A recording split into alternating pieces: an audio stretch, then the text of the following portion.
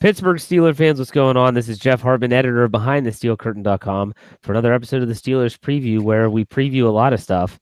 We talk about a lot of stuff, and some of it has nothing to do with football, but I think it's a pretty darn fun show. And with me, as always, are my co-hosts, the dynamic duo, Bryan Davis, Dave Schofield. Bryan, happy Valentine's Day. You're wearing your red. It looks good.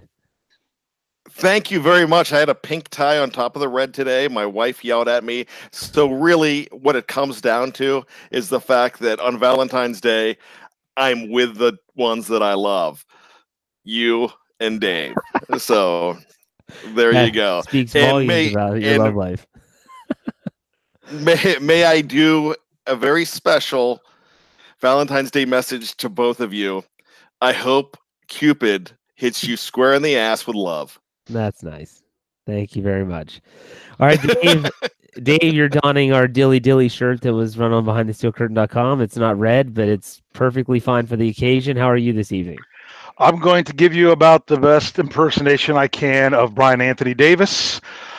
How I'm doing this evening can be summed up with when earlier in this week, when we were dealing with our weather issues and kids were home from school, and we decided to have some nice, fun family board game time as I was taking my wonderful spin in the game of life, the classic version, have you, as I landed in between a payday and a daughter is born. I landed smack in the middle on the square that says business is booming. There you go. And unfortunately, that payout is only $100,000 in the game of life, which is approximately equal to one target of AB in 2018. There you go. And that's a perfect segue into what we're going to start the show off with. We have to talk about Antonio Brown, but we don't want to beat a dead horse because I feel like, the standard is a standard. Lance and I talked about him. I talked about him on my Steelers Burning Question show last night. If you haven't checked out any of those shows or the Hangover, I know Bryan talked about him on Monday. Check those out. I think that Dave, he'd ran an article today on BehindTheSteelCurtain.com that I thought was very appropriate, and I thought it was very good for fans to kind of think about and talk about, discuss. We all know what's going on. We know that there's a really good chance that Antonio Brown is gone next year, but the question on hand is, what do you think they should get for him? Because everyone's talking, and it's hysterical to me when I see athletes like Tyrann Mathieu saying, "Oh, AB, come play at Houston." He's not a free agent, people. He's not going to get to choose where he plays. The Steelers are going to trade him to where they see fit and to where they think they're going to get the best bang for their buck in return. So do they think that if the Patriots said, "We'll give you a first-round pick," they're probably going to say no because they don't want Antonio Brown playing for the Patriots? So I digress. Dave, we'll go with you first. You wrote the article. You have the inside edge here. What do you think would be a good return for Antonio Brown in a trade? And do you have any teams on your head that you're like, I could see him going here, and here's why? Go for it. All right. Well, the way the article was set up was I actually asked people to do three things. One is playing GM for the day. What would you go out seeking?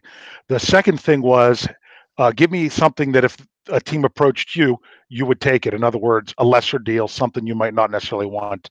And then the third thing was, what do you do if you can't trade him? So in the article, what I said I would start with is, some people even think this might be too low, but I would go right to Oakland, who has 3 first-round picks. I would even target their lowest first-round pick, which is the 27th, which they got from Dallas. And I would say, you know what? You traded Amari Cooper for this pick. How would you, in essence, like to basically trade Amari Cooper for Antonio Brown, where the only thing that's different for you is how much you're going to have to pay him in a salary? So I would start off, I would like a first-round pick. I'd love for it to be really high, but I'd even take the bottom of the first round if that's what it had to be. But you're thinking that a first-round pick is something the Steelers will actually get for Antonio Brown? Oh, that's not what I think they'll actually get. Well, that's what I would start if I was negotiating. Okay, that's fine. I want to know. I want to know. I want to know what you realistically think. I realistically think that they should stand their ground and not trade him for anything less than a top of the second round pick or something packaged together. One scenario that I even put is I know that the Steelers are wanting to add picks. They're not wanting to swap picks. But if someone in the top 10 of the draft said, "Hey, we will take Antonio Brown and your first round pick at 20 for you to move up," that is something that I would consider. But honestly, I'm not looking to just ditch him for nothing, because he can. That's just going to set a bad precedent that way. Just make sure you get what you want, because he's under contract for 3 years, even if he's going to be a pain. Yeah. Bryan, let's go to you. What do you think? Where would you start if you're the GM? And then what do you think is realistic? I agree with Dave, and I disagree with Dave. I agree with Dave in the fact that they should get a number 1 pick for him. I would not say, "Hey, take our number 1 pick and we'll move up to 10." Look, this guy is a Pro Bowl player. He is a difference maker. We saw it in the stats. His stats have not waned or declined in any way. He is the best playmaker as far as a wide receiver in the league right now, and maybe possibly the best playmaker. It's a guy overall. This guy had 15 touchdowns last year. I mean, you got a number 1 for Amari Cooper, who is nowhere can touch the progress, or I mean, yeah. I'm so speechless right now because I can't think of anything but a number 1 pick for this guy. And I don't think they're going to trade him for a number 2 pick. I don't think they would. In fact, they should get a number 1, and they should get a 2 or a 3 next year, or a 2 or 3 in this draft. They really should. Realistically, what I think is going to happen, I think a team's going to pony up. I don't think the San Francisco 49ers are going to give their 2nd overall pick away, but I think they would go ahead and trade down with another team and then trade that pick. I could see that as a possibility, but I think he is worth a number 1. I think they could get a number 1, even despite the baggage, because Dave's right. A team like the Raiders, they'd be willing to do it. 49ers would be willing to do it. The Jets would be willing to do it. And these are teams that need help. And here's another team out there that nobody talks about, but the Detroit Lions. They have Kenny Golladay, and that's it. Remember, Golden Tate's gone. They have nothing. I would look at that team as well. And if they're really worth their salt and they're not trying to dump a guy, they're going to get it. But the thing is, they have the power. They could just say, "Antonio, they want a 2 for you. They're only giving a 2 up for you. We're not willing to part with a talent like yours." And you know how Antonio flip-flops back and forth. If he finds out that he's worth only a 2, he'll apologize and he'll change his tune and say, "I'll stick around." Yeah, I don't know. When the domestic violence thing came out, I definitely saw that, in my opinion, the percentage of him coming back went up, just because his trade value would go down. The Steelers might not be able to get what they thought would be a good return for him. Then he sends out the tweet, and I got to think that the Steelers are just sick and tired of his antics, personally. With that said, I would hope that they can get a first-round pick. If not a first-round pick, I would take a high second-round pick and a player. And that's going to be crucial for me. And it has to be a player that is a good player that can come in and help the team. Doesn't necessarily have to be a wide receiver. Maybe it's a cornerback. And then, no, I'm not talking Patrick Peterson, because he would carry like an $11 million contract bonus, and you'd have to add that to the dead money, and that would just eat up a lot of cap space. But maybe it's a safety. Maybe, I don't know. That could be any position. It could be an outside linebacker. If they do the second round choice, it'd have to come with a player as well. It's going to have to be a package. If you're just talking draft picks, then I think it's got to be at least a first round pick. And honestly, I don't care. It doesn't have to be a top 10 pick. It can be anywhere in the first. Okay. It could be 18, 17 with 2 first round picks. You have some power. You can trade up, you can trade back. You can really maximize what you're capable of doing as a general manager if we're playing general manager for the day. So that's what I think. Realistically, I think he is going to get traded. I'm trying to think where he would likely go. Some are talking about Buffalo as an option. And the funny thing is, I'm hoping to finish an article for tomorrow that is essentially about how anyone that wants to be a buyer for Antonio Brown needs to beware. Because guess how many touchdowns he's caught from quarterbacks not named Ben Roethlisberger? 0. That's very exactly 0. And it's not that Ben hasn't missed time. It's not that Ben hasn't missed time. He's been injured. He's missed time. So, Charlie Batch, Michael Vick, Byron Leftwich. I could go on Josh O'Dobbs this season. All those guys threw passes, and none of them complete. Landry Jones. How did I forget that stud? I was going to say, where's Landry Jones? What a stud he was. With him, it's just he has never caught a touchdown pass from someone other than Ben Roethlisberger. Don't think, and I don't know if Antonio Brown's camp, if they're smart, they're saying, look, man, if they ship you to Arizona, you're going to have Josh Rosen as your quarterback. It's not that Josh Rosen's awful and he's not going to be a good player. But this is going to be a second-year quarterback. And you know what Antonio Brown is like when he doesn't get the football, when he doesn't get his way.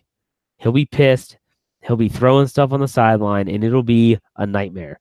So you know what? A part of me thinks ship him away to some crappy team, get a good return, and watch him just go off into oblivion. He'll make a play here or there, but he won't have anything near what he had in Pittsburgh. Why? Because the grass isn't always greener on the other side. So there you have it. Bryan, quick question for you, though. Is there a team that you have or a couple teams? Like I just said Buffalo. There's been a couple others, San Francisco. If you were to pick an ideal situation, and you can be a little bit evil here like I was, who would you send Antonio Brown to? I'd send him to Detroit. But Matthew Stafford is a good quarterback. I don't want him to succeed. Okay. I want him to crash and burn. Okay, well then I would go ahead and send him to Buffalo. Okay. 1, let him freeze his butt off, and 2, I mean, I know they have a second-year quarterback there, but still, it's the same. It will be the same as the Rosen situation. I just don't think that he would fare well there, and I think you're right. He would completely freak out. But one more thing about Antonio Brown, if he really wants traded, my best advice to him right now is just shut up. Every time he opens his mouth, every time he tweets, he actually hurts his trade value. So just stop talking if you want out. I think he's doing it on purpose. I think he's trying to screw the Steelers. He has no power in this situation, so the worst he can do is cause drama, make it look like he's a distraction so that the Steelers might get less for him, and they want him out. I think he's doing it on purpose. I really do believe that. Well, you've got to remember one other thing. I refused to watch the video. I mean, I read the tweet, but I didn't actually watch his highlight video that he put out there. When did he send that out? That was right when he didn't show up to court for his high speed. That's true. He didn't show up to court, and now that's not the story. The story is him putting out the video. Yeah, and I also thought it was funny, not to pile on AB here, but he's the only guy probably on the team that would put out a thank you to the fans and show nothing but highlights of himself. And I said this on my show last night. If you follow Antonio Brown on Instagram, this guy is really good with his fans. I mean, he'll go to the gym downtown Pittsburgh or wherever he is, and there'll be people waiting, and he'll sign autographs. And he always gets a video of them, saying, AB, we love you and stuff. You're telling me you couldn't go into your archives, take some of those story videos, put them all together, and put an actual thank you to the fans? No, his thank you to the fans is, look at my highlights. Look at me. Like, that's what he is. It's a look at me thing. So a part of me is just like with Le'Veon Bell, I talked about it with Lance Williams on last Sunday. Just cut the cancer out. Period. Get rid of him. Is it, Dave, I understand what you're saying in regards to his talent level and having him stay. Do we really want him to stay, though? Do we want him to stay? No. But at the same time, you're not going to give him away. No. I understand. They're not going to release him. But you're not going to say, oh, yeah, we'll take a 3rd-round pick. Some people are like, oh, I'd do it for a 6th. Some of the beat writers that he's taken issue with in the past are saying, just get anything you can for him. A conditional 7th. No, there's no reason to do that. It's not, I'd rather just make him say, hey, we're going to fine you we're going to suspend you if you step out of line at all. And we'll continue to possibly look to trade you up through the trade deadline of next season, as long as you behave. Yeah. If Joe Flacco can get a fourth, you think that Antonio Brown could at least get a first? And I know that He should get 6 firsts. So, Brian, do you have anything else before we move on? No, I just feel bad for Antonio Brown. And the reason I feel bad is he is just killing himself here. There's something seriously wrong with this man going on in his head, and he's just not right. But he's taking a lot of people down with him. I wish he had the perspective. I wish he had somebody to take him by the hand and say, look, think about everything before you do it. But he doesn't. Obviously, he doesn't. And he's sabotaging the team and sabotaging himself all at the same time.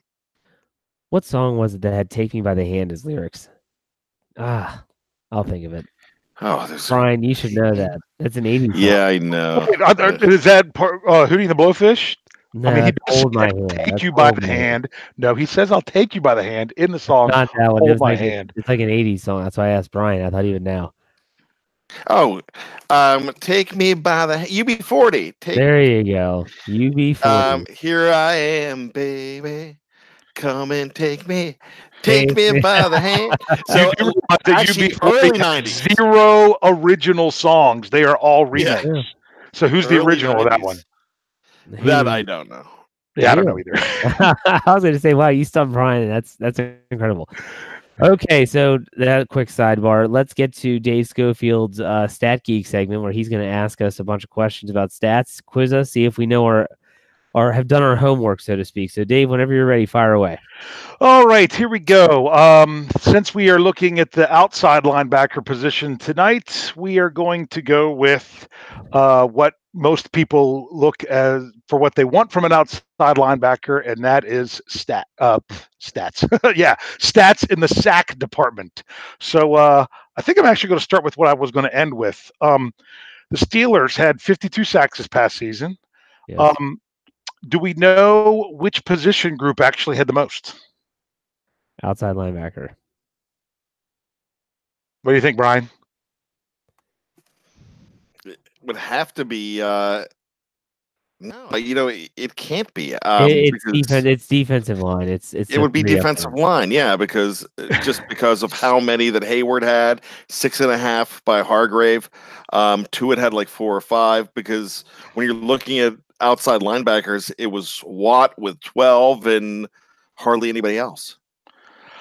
You're correct. It is the defensive line by 1, and the difference of that 1 was Daniel McCullers had a sack. Big Dan. So yeah, we had outside linebacker 20, defensive line 21, inside linebacker 8, defensive back 2, and 1 uncredited sack that I, for the life of me, can't remember it. I was hoping Brian could, because we watched the game together. It was against Oakland. It was a fumble that Mike Hilton recovered, but it was not credited to any player on the Steelers, but it was a sack. Huh. Bud Dupree. No, I mean, it wasn't given to anybody, but yeah, I couldn't even think of the play. I'm pretty sure it was Bud Dupree. So if for some reason that would somehow get credited to someone, I couldn't find it in either Pro Football Reference or through Yahoo Stats or anything like that. I could not find that particular play credited to anybody. Well, it had some good pass rush in that game, and I'm pretty sure that's who it was, Dave. All right, sounds good. But I don't know if they officially credited with them or not, or what the deal was behind that. So that's one of the things we could look into. But do we know the last game the Steelers played in which they did not have a sack? Is it this year? Against New Orleans? It was not in 2018. Was it 2017? It was in 2017. And it does not hurt their regular season sack streak, because it was the divisional loss against Jacksonville. There was no sacks in that game. But then again, they had to actually pass the ball in order for you to sack them, which was surprising that they had a sack earlier in the year against Jacksonville when they only threw one pass in the second half. But they did get one in the first half, at least in that one. But their last regular season game without a sack goes back to 2016, and that was against the Patriots, which now gives them a 41 game regular season sack streak right now, which is the second active longest streak in the NFL. Do we know which team has the current longest streak in the NFL with at least one sack in a game? Los Angeles Rams? No. I'm going to go with the Houston Texans. It's not going to be who you think. Let's just say this streak goes back so long that the last game that they had that they didn't have a sack was against the St. Louis Rams. And it just so happens to be the team with the number one pick in the draft. The Cardinals. Wow. Who would have thought that the Arizona Cardinals would be the team that would have the longest active streak of at least one sack in a game with 52? But that's who it is. So, but they a lot of those teams in that's in the 30 or more range didn't actually have winning records. But we'll move on. How many of those guys, Dave, were ex-Steelers? That's a good question. I didn't actually look at who got their sacks. I just looked at what the streak was. But that would be a great question because isn't 3/4 of their team ex-Steelers? So probably, I would say at least a couple. Do we know what the longest streak is in franchise history of consecutive games with a sack?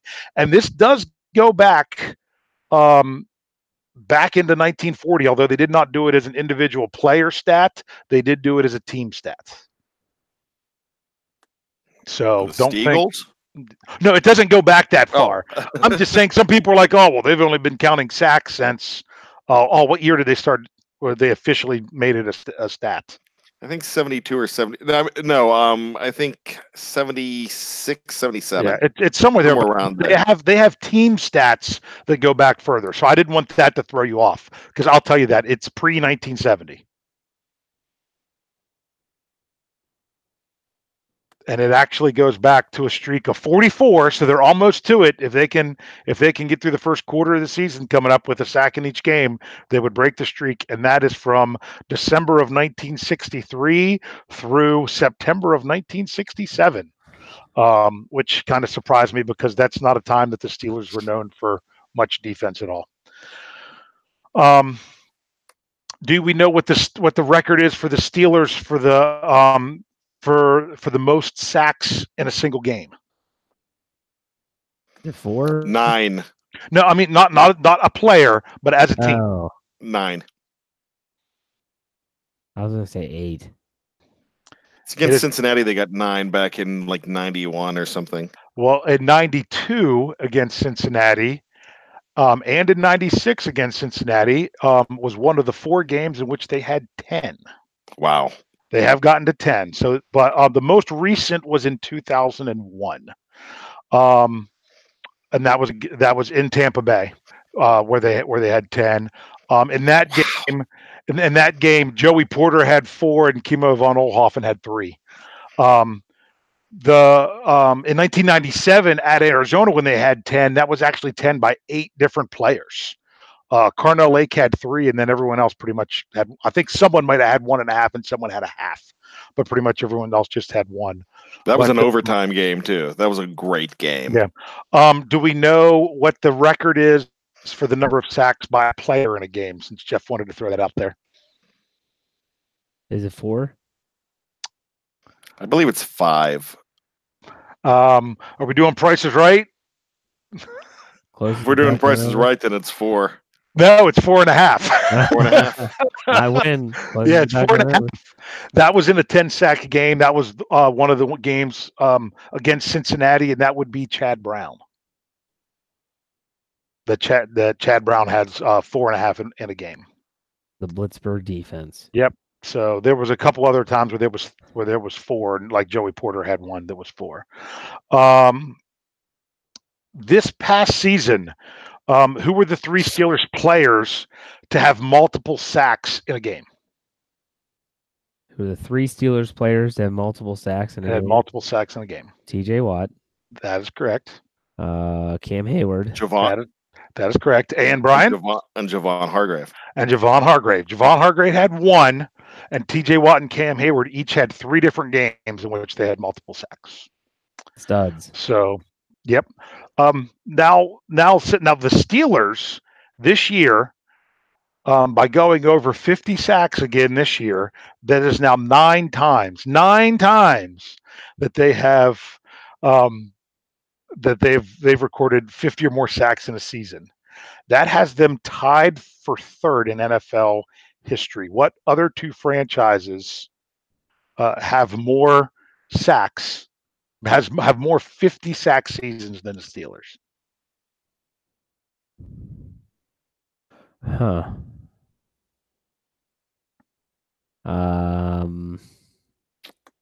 What do you think, Bryan?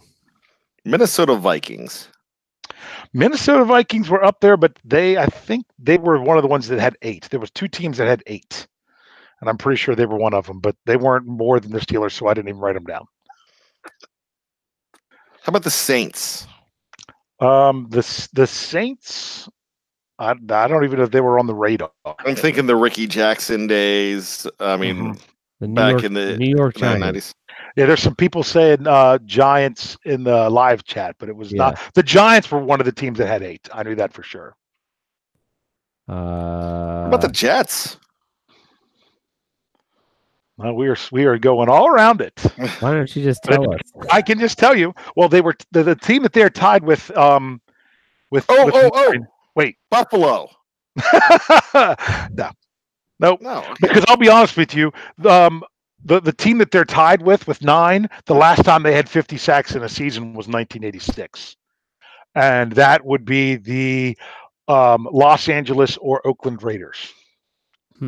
That they also have 9 of them, but like I said, their last one was in 86. The team that has the most, their last one was in 2008, and that would be unfortunately with 11, the Dallas Cowboys. And the team that is in second, where their last one was in 2011, is the Philadelphia Eagles.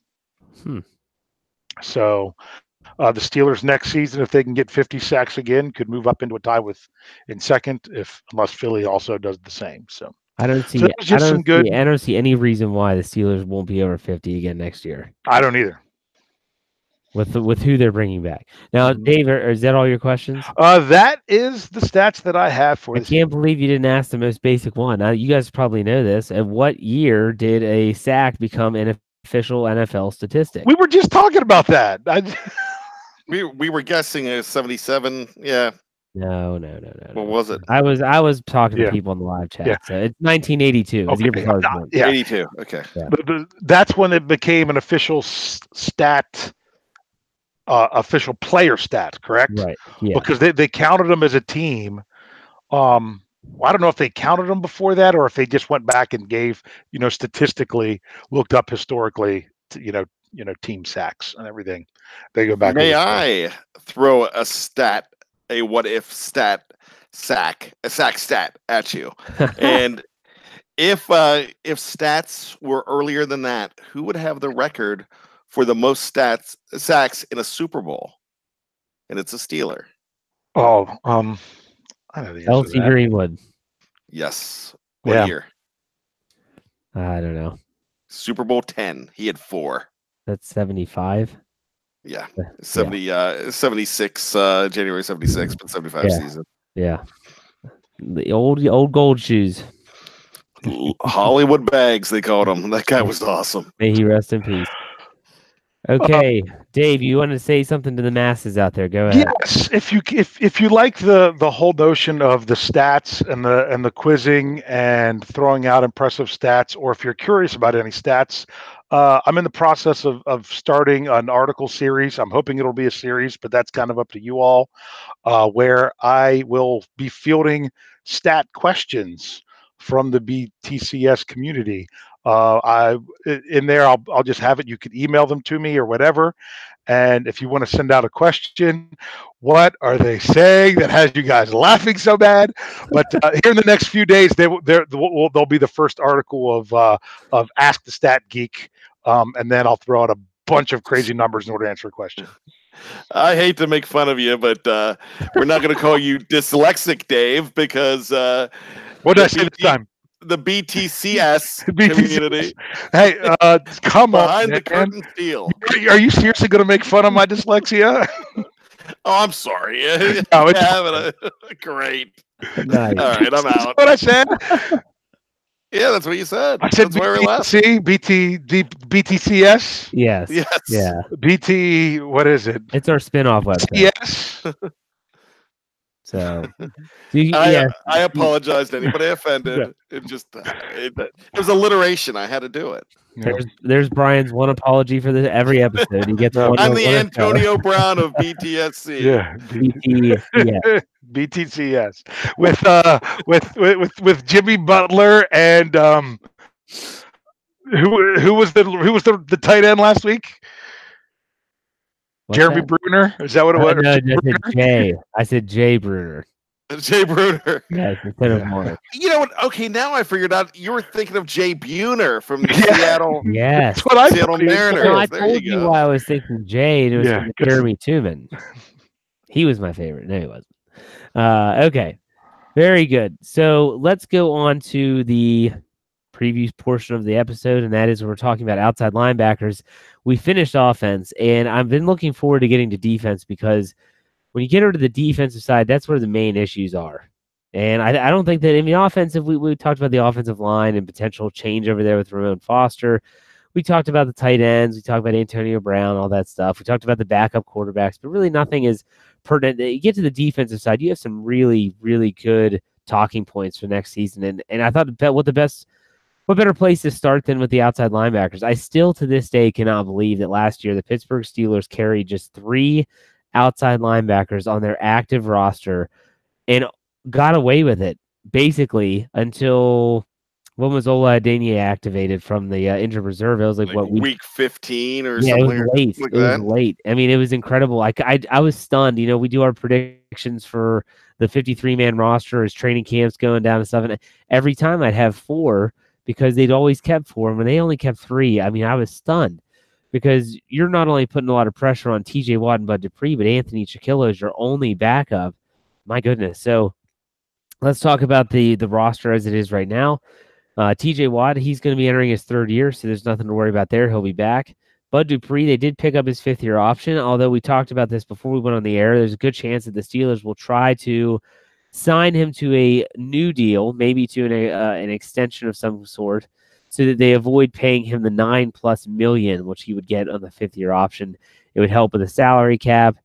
Bud Dupree I thought he was better this year from the other side. You guys might disagree, but I thought he was better. And then after that, you have Anthony Chiquillo that is a free agent. Not sure what's going to happen with him. You have Ola Adeniyi still on the roster. They re-signed Keon Adams. Bryan, who else did they have in their ragtag group of depth chart losers? Sorry. So I really only have one because if I'm not mistaken, Robert Spillane and Keith Kelsey are both inside linebackers. That's what I believe. It's kind of hard to find online with that because they're just labeling them as linebackers. But a confirmed outside linebacker, and it might just rival Frank Webb. Oh boy! It's our good friend Tigray Scales. All right. I know Dave's getting ready to buy a Scales jersey, and so he could be the Ola Adeniyi or the Frank Webb of 2019. Any chance I can get that jersey as a bumblebee? Because the only one I got is AB, and it looks like that's not going to be any good anymore.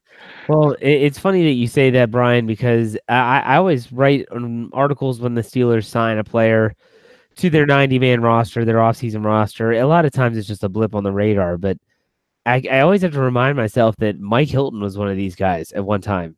And everyone would have said, oh, there's just another Cam Body at cornerback. And next thing you know, he's one of the most prolific slot cornerbacks in the NFL and is about to hit a pretty big payday. So keep that in mind, not to look down upon those that might not be as known as others. So, guys, first question, Anthony Chiquillo. Do you keep him or do you let him walk? Dave, we'll start with you. He's just a guy. I mean, in my opinion, he's as much for special teams or anything. He's a guy that if he wants to come back cheap, that's fine. But I don't even want him as my number 3. I'd rather have him as the number 4. If you're going to keep him around, you need to have someone.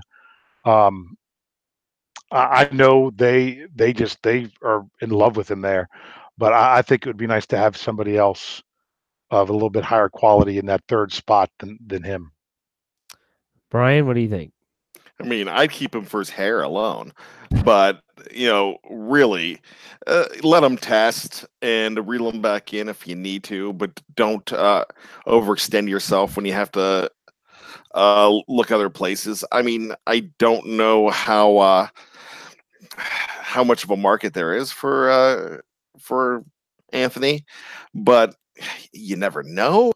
I think the same thing we were talking about last week with Jesse James. Definitely keep him, throw some money at him, but you don't have to go out of your way for it.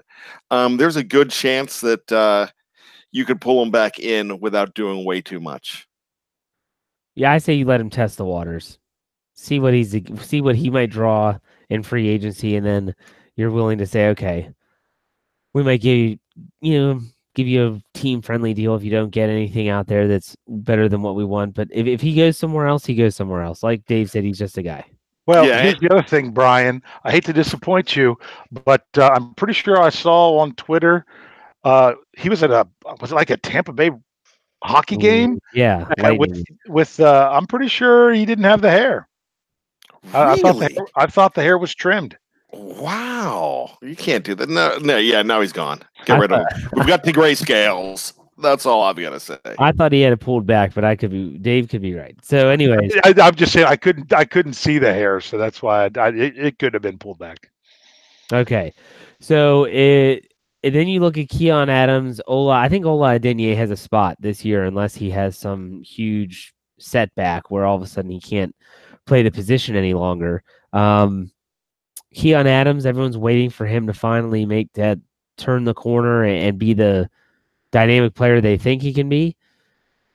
The question now is, if you're going to attack the outside linebackers, do you do it in free agency? Do you do it in the draft, or you do it in both? I don't need specific names, although Bryan, your article is coming out tomorrow, which is our free agent watch for the outside linebackers. So Bryan, we'll start with you. If you're going to attack this position, and you might say, let's just keep it as is, there's no need to really go out and get it. Do you attack it in the draft, the free agency, or both? You know what? It just depends where you want to go with anything else. And that's a wishy-washy answer. But with the whole Antonio Brown thing going out there, you just don't know what kind of money you're going to have or what you're going to have to do in the draft. That's really hanging and hurting preparation right now. But there's guys like an Anthony Barr, Shaq Barrett, and for me, we talked about a guy that I kind of like. I still like Alvin Bud Dupree. However, you mentioned Mike Hilton earlier, and Mike Hilton was available in the 2015 draft, and they went with an Ole Miss corner in the second round named Senquez Golson. So they got the wrong teammate. And now I'm looking at the free agent watch, and I know they took Bud in the first round, but in the fourth round, the Ravens took Zadarius Smith, outside linebacker from the same place, Kentucky. So maybe they righted the ship by taking Mike Hilton. Maybe they right the ship by offering some money to Zadarius Smith, who has 18.5 sacks in 4 years, and a good-looking 8.5 last year. And he's a Baltimore Raven. I would go after a guy like that. He's 26. That would be a good place to go. What about you, Dave? What do you think? Well, I would love to say the outside linebacker would be a great place to try to go out in free agency, but the problem is the positions that command the most money are, number one, the quarterback, number two, guys that rush the quarterback. So outside linebacker is one of the more expensive positions out there salary-wise. So as much as I would love to just say go get someone in free agency, that's going to be expensive. Now, this would be the year that the Steelers could do it more than any other year, but it's not that they're loaded with tons of space in free agency to just go out and get anybody and everybody all over the place. But at the same time, I could see them just trying to go, hey, let's try to keep it as cheap as possible and try to get someone in maybe even the second day of the draft. Yeah, I kind of agree with Dave, although some of those free agents are tempting, and it would be great for them to at least entertain some of these players, kind of like they did with Donta Hightower a few years ago, where they were seeing, just testing the waters and trying to get their name, they're putting their name in the hat and seeing if they could maybe snag one of these guys.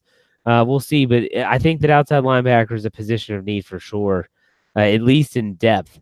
And depth can be found in the draft, but it can also be found in free agency. That I think that if you're going to go free agency though at outside linebacker, you got to make a splash. And when you say you got to make a splash, do you really want to do that when you have Bud Dupree locked up, unless they lose Bud Dupree and TJ Watt? It's do you need just depth or do you need playmakers? That's going to be a discussion to have as we get closer to training camp and all that stuff. So there you go, outside linebackers, very very thin. It's really tough to watch sometimes because it's not the same old 3-4 zone blitzing outside linebackers that they could drop into coverage so much and don't always just get to pin their ears back like Lamar Woodley and James Harrison did, or you go back to Kevin Green and Greg Lloyd. It's a different position now, and then they think they can get away with just 3 on a roster. I'd be interested to see if they try to do that again. Next year, just try to get away with 3. So there you have that. Okay, guys, I do want to get your thoughts on one thing before we get to our either or segment to finish out the show. And that is that reports, and this is still a report, mind you, reports came out earlier this week that the Denver Broncos made a trade. And everyone knows who they traded for. They traded for Joe Flacco. And the reported trade was for a 4th-round draft pick. And they're picking up, the Ravens are eating, I want to say, $16 million, something like that in dead money. They are going to get that 4th-round pick back.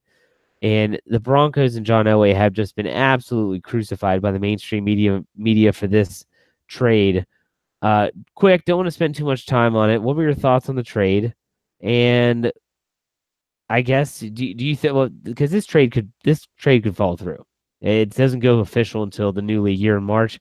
So Brian, we'll start with you. What were your thoughts on the Joe Flacco to Denver trade? I don't really use this ever in text, but it was LOL, and it was a hearty chuckle. Really, I was like, "Are you kidding me?" I couldn't understand. Really, you've got Case Keenum right now. For my money, he's probably just really as good as that ordinary Joe. I've got a buddy that's a Denver Broncos fan, and he was devastated. He was like, "I don't know what to." He was completely up in arms. So I laughed. Dave, what about you?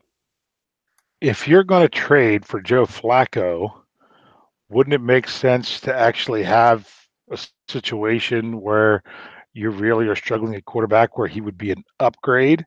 He's not necessarily an upgrade over the Case Keenum. I mean, he could be. You could look at his potential. I mean, if you're only going to look at his playoff streak that took him to the Super Bowl and screwed the Ravens franchise ever since because he commanded so much money because of that run through the playoffs.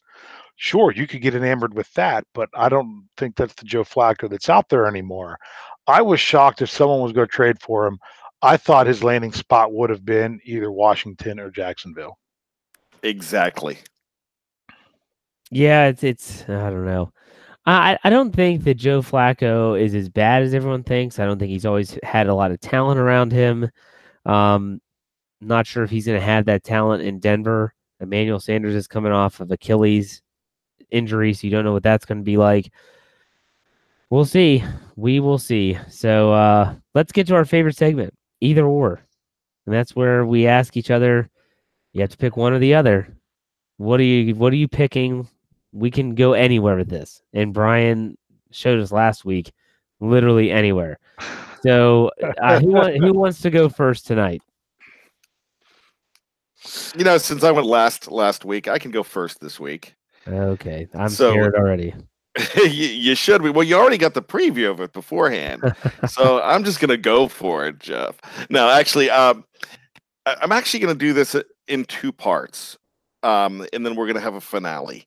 So I can't break it down to two. So we talked about music last week. I'm a big music guy, and I want to talk about the heroes of rock bands, and that's the front man. I'm not talking about the greatest bands. I'm talking about the greatest frontmen of all time. And I had two, and then I had two more that are going to come up. So we're going to break this down into two. So the first set will be Mick Jagger of the Rolling Stones or Robert Plant of Led Zeppelin. Oof. That's a tough one. Because you're asking me just about the front man. You're not asking about whether I like the band more. No, just the front man. I mean, I'm talking the showman. Mick Jagger for me. I got to go with Mick Jagger. I just think he's such a showman. I mean, not to take anything away from Plant, but I mean, Led Zeppelin to me is a band that people know the other members. And while I know some of the members of the Rolling Stones, I don't know all of them. Everyone knows Mick Jagger. So I'm going to go with Mick Jagger. What about you, Dave? I'm also going to go with Mick Jagger because when I think of Led Zeppelin, I don't actually visualize the band. I just think of the music itself. But when it comes to the Rolling Stones, anytime I hear a song, I'm thinking about Mick Jagger performing it. So that's why I would go with Mick Jagger. Okay. For me, it's the lips, the strut, the whole package that Mick brings. So let's make it three. It's unanimous. The rooster. So Mick Jagger goes on to the finale. Now, this is the original two. Now, the original two that I were going to bring up, who I consider the best two of all time. And I'm not going to say in what order. And this is actually a tough one for me. I don't even know where I'm going to go.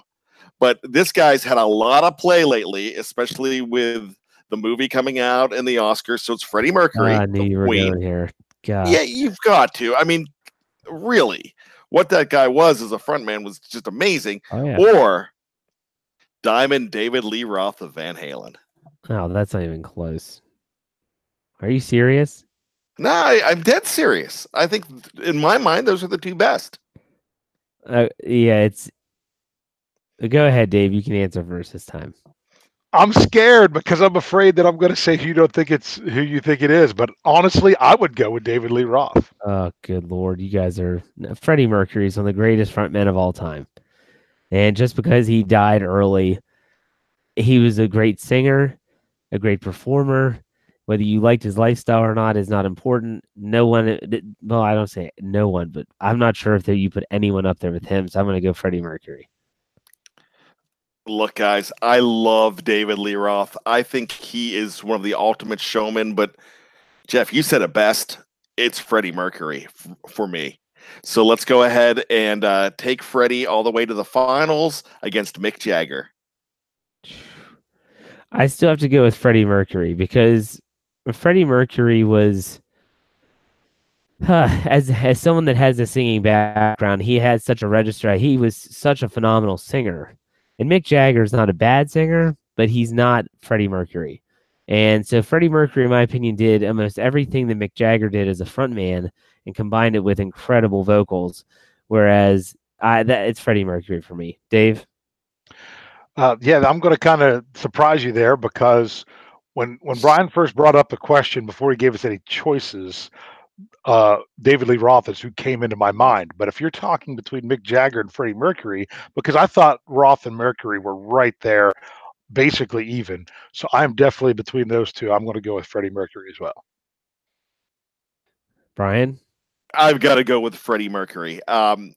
Really, Live Aid. I remember watching Live Aid, and then Live Aid's getting a lot of play with the movie, and they did a great job with the movie matching Live Aid, basically shot for shot. And on the DVD that has just come out, they have the full Live Aid performance and the full movie Live Aid, the unedited performance, and I can't wait to see it. I just think Freddie, that band without Freddie up front, you could have the same songs they're not even going to hit. They're not going to chart.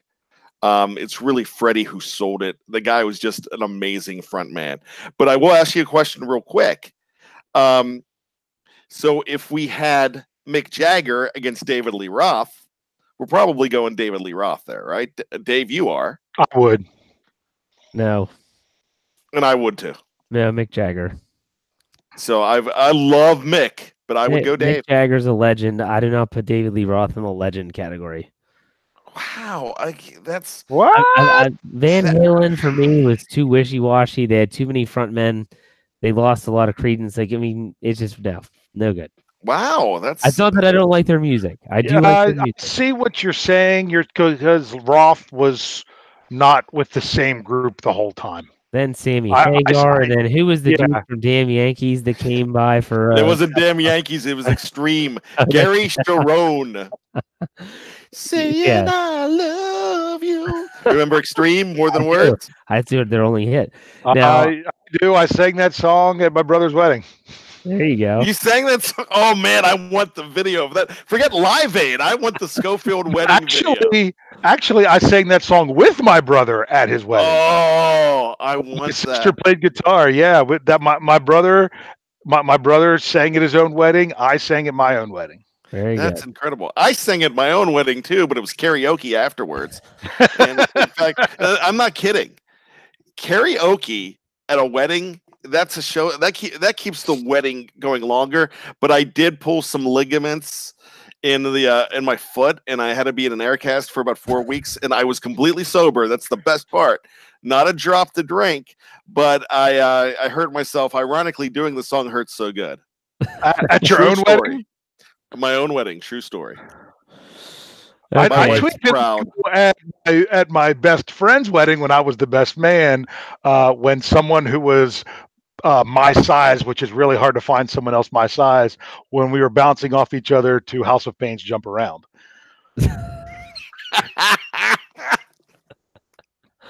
Oh, we are learning a lot about each other tonight. Okay, so I'm going to go with mine next. Mine is simple. It's not multifaceted. It's not a bracket tournament like Bryan's. We talked about food last week. They asked me McDonald's or Burger King a couple weeks ago. And with it being Valentine's Day, I thought it would be appropriate to say, if you had to choose, are you choosing sweet or salty? So are you someone that goes for the chips, or are you someone that goes for the candy? Dave, we'll start with you. Oh my goodness. And we don't say both. I know sweet and salty together are amazing. Favorite are the two together. Yeah. But it's a completely different craving. But I'm going to go sweet over salty in a very, very narrow way. Also depends on the time of day. But yeah, I would just say it's only because right now that it's at night, I would go sweet over salty. Okay, Bryan. I once ate ice cream in 18 below zero weather in 1994 in Johnstown, Pennsylvania, on the street, and I'm not kidding. So for me, it's always sweet, but by a nose, because I love my popcorn. I love anything, but really sweet. Sour Patch Kids, I go nuts. If I could adopt Sour Patch Kids, I would. Well, there you go. I too have a sweet tooth, and that would be for me. I don't eat a lot of that stuff, but if I do have to choose, it's definitely going to be the sweet over the salty. So, Dave. Well, I was going to say, if you remember when I talked about my Super Bowl party and I was making my cookie dough dip, which is very sweet and fantastic, I always was trying to find the right stuff to use to dip it other than just a spoon. And I would use graham crackers and everything else. Found that the best thing possible by far is mini pretzels. Adding that sweet and salty together. That's the best. Yeah.